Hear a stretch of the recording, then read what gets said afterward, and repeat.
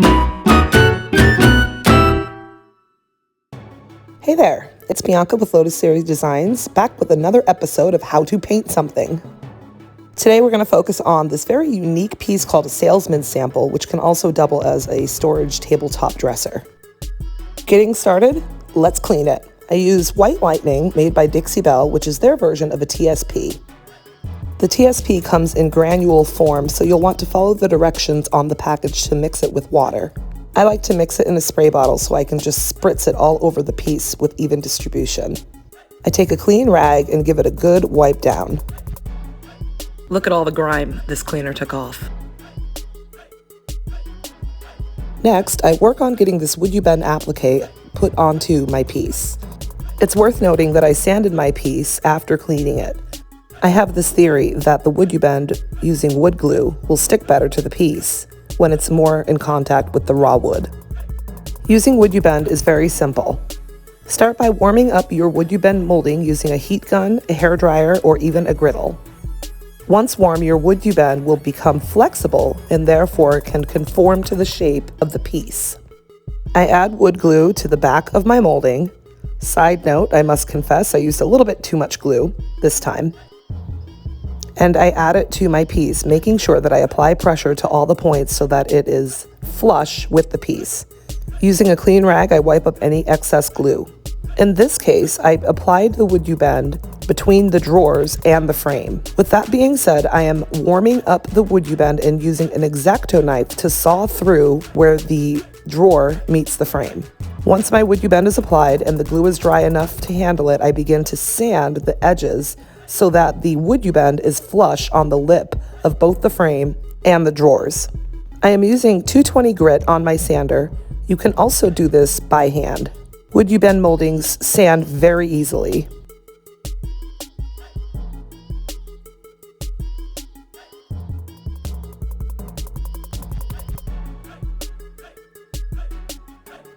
Now that I have completed the prep, I went ahead and added 2 coats of Savannah Mist for my base coat.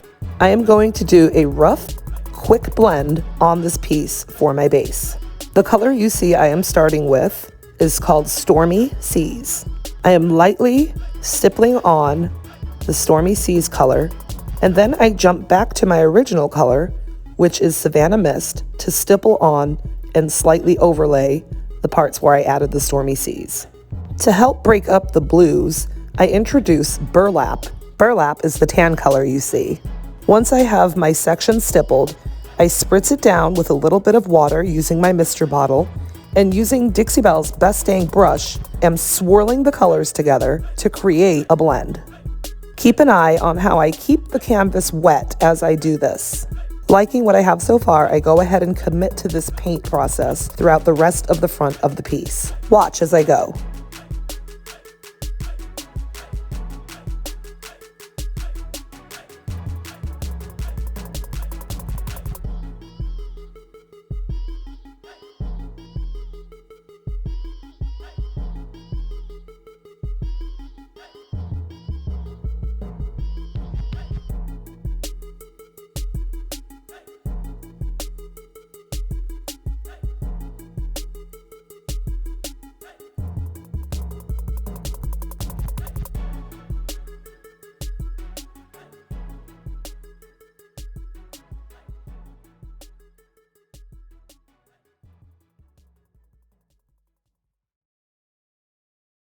Let's kick it up a notch and get grungy.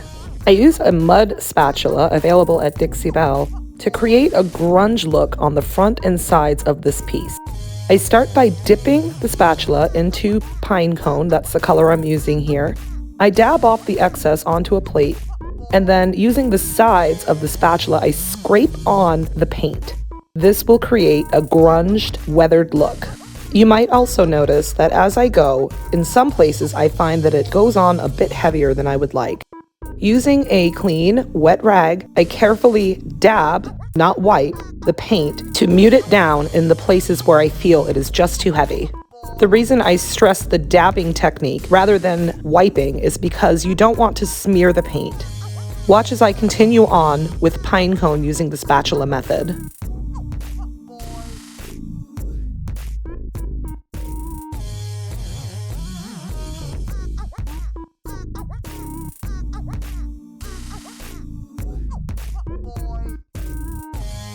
Using an artist brush, I put a very small amount of pine cone onto the tip and brush it on around the WoodUbend applique.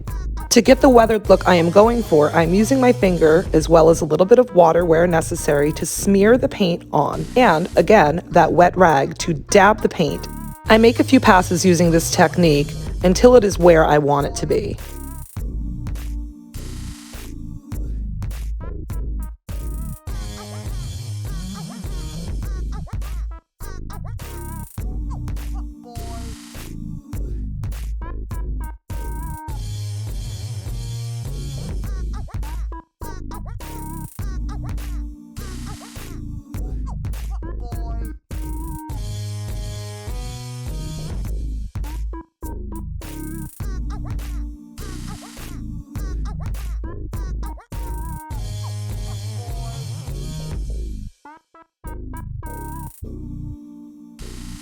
Jumping back to our spatula, I am now going to introduce the color Sawmill Gravy.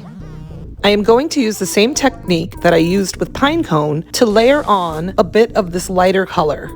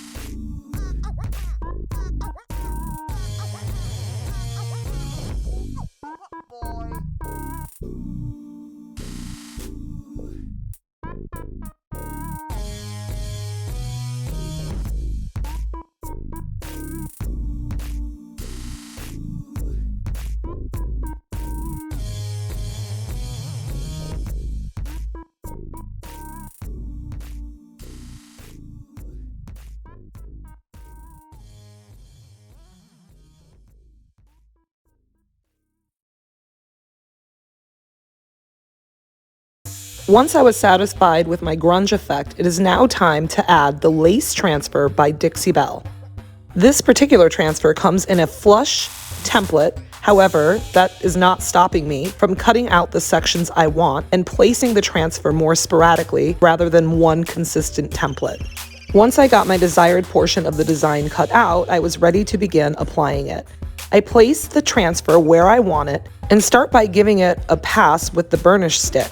This will ensure the transfer stays in place while I cut around it using an X-Acto knife. Once my transfer was cut, I can begin to remove the transfer's overlay. Using the wooden stick that comes in the transfer tube, I am burnishing the transfer as I lift away the overlay.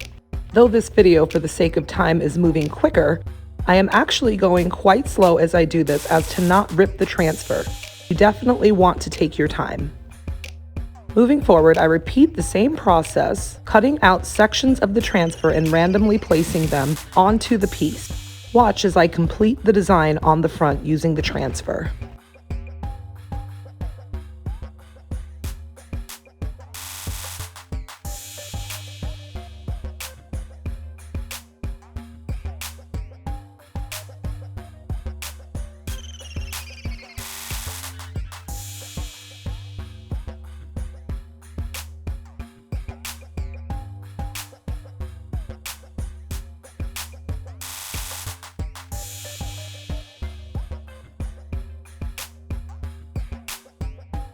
I didn't document the seal process as I just used my sprayer using Dixie Belle's Satin Clear Coat. However, you can use whatever sealing medium you choose. Last step, gilding wax. As a rule of thumb, oil-based waxes should always go last. That means over your paint and over your sealant. Let's start with the hardware. After cleaning it, I use one of Dixie Belle's chip brushes to brush on the silver gilding wax. The chip brush is wonderful because I don't have to worry about cleaning the brush. I just toss it in the garbage when I'm done. For this technique, I am dipping my chip brush into the gilding wax, dabbing off the excess, and lightly feathering the gilding wax onto my hardware. Once done, my next step is to buff. Using a clean rag, I wipe down the hardware, which buffs the gilding wax, which also helps it to have more of a brilliant sheen rather than matte. See the difference? For my last step, I'm going to add just a little bit of gilding wax to the WoodUbend Applique. Using the side of my chip brush, I lightly dab and gently brush on a little bit of gilding wax, and then I use my finger to smear it in. My goal here is to give it a little bit of shine without overwhelming the WoodUbend with the silver gilding wax. Don't forget to buff when done. All finished. I love how the transfer is more muted rather than more prominent on the piece. If you've learned something today and would like to give this technique a try, please use the links in the description to place your order. Don't forget to subscribe to my channel, and I thank you so much for watching. I'll catch you next time.